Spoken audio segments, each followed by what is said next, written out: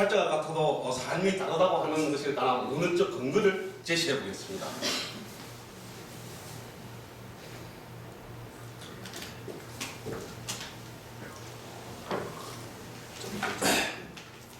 선진시대 때 국가에서는 맹이 뭐냐고 하니까 빅맹이라 했습니다. 참 한심한 노릇인데요. 맹이 뭐냐 하니까 빅맹이라. 자, 그게 무슨 뜻이냐 하면은 빅맹은 맹이 아니다. 결정성을 지닌 것이 아니라는 것입니다. 결정된 것이 아니라는 뜻입니다. 맹은 결정되어 있는 것이 아니기 때문에 비록 입퇴 시간이나 출생 시간이 같다고 하더라도 그들의 인생은 서로 같지 않다. 묵과가 정확하게 이야기하고 있습니다. 왕충의 자연적 명령은 인간의 본성과 명은 인간이 잉태될 초기에 부여된 기에 의해서 결정된다고 했습니다. 부모가 기를 줄 때에 이미 그 기lun이 결정되고 부기가 결정된다. 이런 식으로 설명을 하고 있습니다. 왕충의 자연적 명령은 왕충은 출생 시간에 관계없이 입퇴 시점에 부모로부터 받은 원기에 의해서 결정된다 했습니다. 입퇴 시점에. 그런데 출생 시간은 우리가 확정적이고 바뀔 수 없는 객관적인 사실이지만 입퇴 시간은 어떻습니까? 불확정적입니다. 입퇴 시간과 인생의 발자취의 상관성에 관한 연구에 대해서는 제약이 많이 따를 수밖에 없습니다. 그러니까 왕충의 자연 정명론을 연구하기에는 어려움이 많습니다. 왜 많겠습니까? 입퇴 시간을 알기가 어렵습니다. 입퇴 시간을 알려고 하면 어떻게 해야 되겠습니까? 여자가 한 달 동안 배라기도에 성관계를 한 번만 해야 됩니다. 그래야 안 되는 거죠. 그 다음에 남자의 사정 시간을 정확하게 기록해 줘야 됩니다. 그죠? 그러면은, 애비가 하고, 엄마가 부부관계를 했는데, 그때 사정 시간을, 너 부모는 이렇게 했느라 하고 자식에게 그걸 또 정확하게 알려줘야 됩니다. 그죠? 현실적으로, 가능성이 적지요. 그죠? 이것을 연구한다는 것은 그렇게 쉽지가 않을 것입니다. 유전자의 영향에 대해서 육치학은 이르기를 인간의 유전자는 유전됨으로 선천적 범주에 해당되며 체질적인 건강과 질병, 심리적 성향 등에 영향을 미친다고 했습니다. 그런데 여기에 대해서 오백님은 생명의 척사지는 유전자 속에 있지만 인간의 주관적 능동성에 의해서 자신의 척사지를 바꿀 수 있다고 했습니다. 이상에서 설명드린 유전자 영향이나 왕충의 자연적 명령은 정자와 난자가 합치되는 순간에 명이 저절로 정해진다는 것입니다. 정 말씀드리면 출생시간, 팔자와는 관계가 없다. 이렇게 지금 이야기가 되어 있습니다.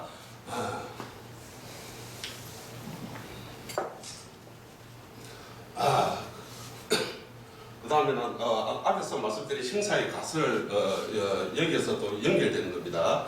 아기가 태어나면서 오고이성을 부른다. 오고이성은 응애하는 울음소리를 뜻합니다. 울리는 것은 혼백으로 된, 뱃속에 있을 때는 혼백으로만 이루어지는 식물 상태입니다. 그때 혼백으로 된 식명체에 이제야 비로소 영이 들어갔기 때문입니다. 그때 영이 들어감으로써 그때에 정신세계가 이제 열리게 됩니다. 그때 울지 않으면, 영이 이입되지 않으면 사고력이 없어집니다. 그래서 울어야 됩니다. 그때 울 때에 뭡니까? 공기를 들어마시고 내쉬고 하면서 청기, 공기를 공기에 응하게 되는데 그때 영이 이입되는 겁니다. 그래서 우리가 명리학에서 이야기하는 출생 시간하고 산부인과 의사가 이야기하는 시간이 달라지는데 뭐냐면 출생하는 시간은 모태로부터 이탈돼 떨어져 나온 시간이 아니고 영이 이입된 시간으로서 곧 첫 분을 터뜨리는 시간을 말합니다. 명리학에서요. 그래서 태어날 때 영이 이입되어야 된다. 그래서 태어나는 시간이 중요하다. 그래서 입퇴사주를 논하지 아니하고 출생 시점에 있는 생년월 시에 따른 사주를 논하는 이유는 여기 있었습니다. 그래서 일생은 숨을 내쉬는 순간부터 숨을 거둬들이는 순간까지를 일생이라고 합니다. 그래서 하늘에서 우리가 마시는 그 기를 공기, 청기, 하늘에서 내려주는 음식을 전식이라고 합니다. 전식은 잠시라도 안 먹으면 죽게 됩니다. 숨이 다하여 죽음을 숨집, 숨을 거둠이라고 합니다. 숨을 거두지만 않으면 죽지 않습니다.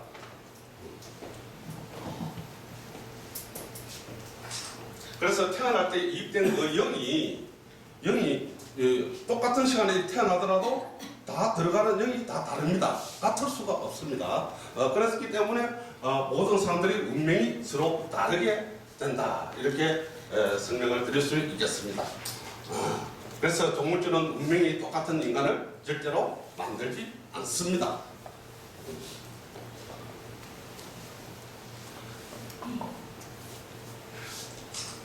만약 똑같은 운명이 존재한다면 여태까지 여러분들께서 살아오시면서 여러분하고 똑같은 사람을 만나봤어야 될 겁니다. 그런데 실질적으로 여러분들께서 만나본 적이 없지요? 없습니다. 그러면 이 자리에서도 같은 사람이 또 있어야 돼요. 있어야 되는데 실질적으로는 없다. 이것으로도 그냥 팔자는 같아도 삶이 같은 사람이 없다. 이거는 증명할 수가 있습니다. 쉽게. 그럼 팔자 구조의 개수로서 설명해 드리면은 우리가 연은 60 가까이 있어요. 60개. 1년 12달. 날도 60 가까이 있어요. 60개. 시간을 2시간을 한 시즌으로 잡으면 12개. 자시를 야자시와 조사시로 나누면 13개가 됩니다. 이렇게 해서 팔자를 보면 56만 1,600개가 됩니다. 남자 여자로 구분하면은 두 배로 곱하면 112만 3,200개가 됩니다. 100만 개의 남질밖에 안 됩니다. 우리나라 남한의 인구가 5,100만 명이 되는데 100만 개의 남질밖에 안 됩니다. 그러면 자기가 사주 같은 사람이 50명은 되겠지요. 55년생부터 83년생까지는 이때 태어난 인구수를 보면은 70만에서 102만 명입니다. 1년에. 그래서 2시간당 출생 인구수를 하면은 162에서 236명. 남녀를 똑같다 보고 구분하면은 81에서 118명, 약 100명 정도 되죠. 이때 태어난 사람들, 이때는 좀 사람이 많이 태어났습니다, 애기가. 그래서 이때 태어난 사람분들은 자기하고 사주가 같은 사람은 평균적으로 보면 약 100명 플러스 마이너스 19, 100 플러스 마이너스 19 정도 된다고 보시면 될 것 같습니다. 한국이 5,100만 명, 일본은 우리는 2배가 좀 넘고 중국은 우리의 26배가 넘습니다. 전 세계 인구는 73억으로서 우리나라 인구의 144배입니다. 그래서 우리나라에서도 이렇게 지금 같은 팔자가 한 100명 정도 된다고 했으니까 전 세계를 보면 엄청나게 많을 것입니다. 그래서 개의신결에서 이르기를 하루는 12개의 시간에 불과하므로 같은 시간에 출생한 사람은 세계적으로 수천 또는 수만 명이 이를 것이다. 이 계산해보니까 7,115명이 됩니다. 이 사람들이 비록 팔자는 같으나 실제 시간은 서로 같지 않다. 이렇게 기록은 해두고 있습니다. 6,000억도 이르기를 세계에서 같은 생명월시에 태어난 사람은 적지 않다. 그들이 운명이 도대체 완전히 같을 수 있겠는가? 이것이 팔자 운명학에 대한 가장 상식이 있는 사람들의 비판이라고 했습니다. 이게 무슨 말이냐? 따라서 비록 팔자가 같다고 하더라도 그들의 삶은 다르다는 것입니다.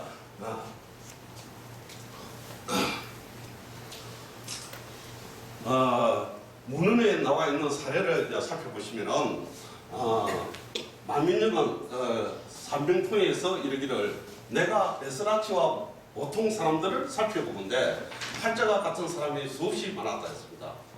항공관과 신가가 있는데 이 사람은 뱃살이 높낮이가 다르고 죽는 집에서 죽고 전쟁 중에 죽고 수명도 다르고 주축과 이중명은 과거급제 연도가 다릅니다.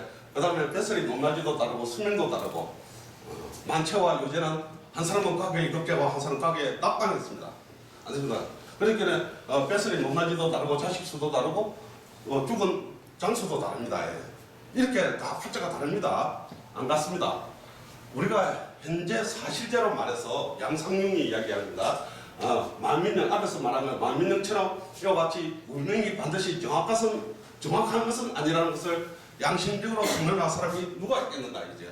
명리학자가 역술인들이 이것이 선언을 해버리면은 손님이 안 온다 이게요. 그러니까 항상 명리가 아주 신기한 것처럼 엄보선을 하고 있는 것이 잘못된 것입니다. 그래서 대가들은 반드시 명리가 본래 100% 정확성을 지니지 않았음을 알았다고 생각한다. 그죠? 그것은 명리가 얼마나 신기한 것을 말한다면 이것은 바로 양심에 위배되고 다른 사람들을 속이는 말이 된다고 생각이 되죠. 그래서 명리는 대략 60~70%의 확률만을 기준으로 있을 뿐이다. 이렇게 있습니다. 그런데 여기 말은 이 말의 뒤에 부분의 말은 동의할 수는 없습니다. 이 말은 통계학적 측면에서 이야기합니다. 알아맞히기식으로 했을 때의 이 정도의 확률이라는 얘기지 실질적인 논리학적 측면에서 보면 명리학은 신기하기도 합니다. 어떤 팔자가 갖다 놔도 똑같은 팔자에 대해서 다른 사람을 여러 개로 갖다 놔도 맹리학교로 설명이 논리적으로는 다 됩니다. 그거를 연구를 많이 하셔야 될 겁니다. 장맹희는 육지에서 태어난 맹모함은 조직의 중심이 됐지만 배에서 태어난 사람은 어부가 됐다고 이렇게 했습니다. 이들의 팔자 속에 핵심적으로 함축된 내용을 이해하는 데는 그 우열을 가리기 어렵다 이랬습니다. 여기서는 배에서 태어난 사회직은 관료로 지출하였고 대장군에서 태어난 철거 종사자 아들은 대장자위가 되었습니다. 이것도 직업의 기준이 서로 다르죠. 여기서는 출생 당시의 기후적 환경과 성장 환경이 달랐기 때문이다. 이렇게 이야기를 하고 있습니다. 원수사는 예를 들은 게 옥중에서 태어난 사람은 암흑속에서 태어난 사람은 장군이 되었지만 그렇지 않은 사람은 부장밖에 안 됐다. 이건 자기들이 그렇게 생각했을 뿐입니다. 이게 이치적으로 맞다는 건 아닙니다. 어떤 곳에 태어난지에 따라서 귀함의 정도, 관직의 높낮이가 서로 달랐다. 그래서 하여튼 같은 팔자인데 삶이 다르다는 것을 지금 보여드리고 있는 겁니다. 그래서 어떤 사람은 음력가가 역수가가 이렇게 했습니다. 당신은 뜻을 세워서 아무리 공부에 열중하더라도 거짓 신세를 면하지 못한다고 했는데 나중에 보니까 이 사람이 과거 국제가 궁수까지 돼버렸어요. 그래서 여기 대해서는 뭐라고 변명을 했습니까? 문명지에서 출신하였기 때문에 그랬다고 이렇게 또 변명을 갖다 붙여놨습니다. 그런데 여기까지 문헌적 사례로 하고 문헌에 나온 것을 쭉 살펴보면 어떤 내용이 달랐느냐, 같은 팔자의 다른 삶. 이것은 이 문헌에 있는 것이 한정했으면 이렇습니다. 출생 환경이 다르고 과거 덕제 여부가 달랐고 덕제 시기, 관직의 보조, 직업의 기천, 아들의 수, 한방식의 사망자수 이런 것들이 다른 것을 이제 지금 보여드린 겁니다. 그래서 어떤 팔자를 보고서 단정적으로 만드는 것은 어불성설입니다. 어불성설입니다.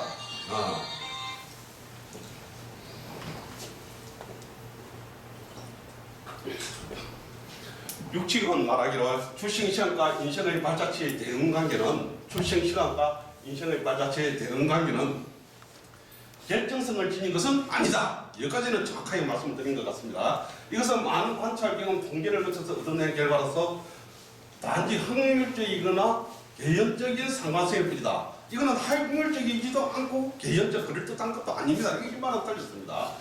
우리가 출생시간을 가지고 여기서 인생의 발자취를 그걸 확률적으로 이렇게 맞출 수가 없습니다. 아까 임금이 되고 꿀벌을 치는 농부가 됐는데 그것이 확률적으로 연결을 시킬 수가 없는 겁니다. 그 대응관계를. 그 대응관계를 결정적이나 결정된 것으로 가정하면은 숙명론적인 입장을 초래하여 즉 사주를 맹신해서 명리학을 잘못된 미신의 길로 가게 할 수 있다고 경고를 하고 있습니다.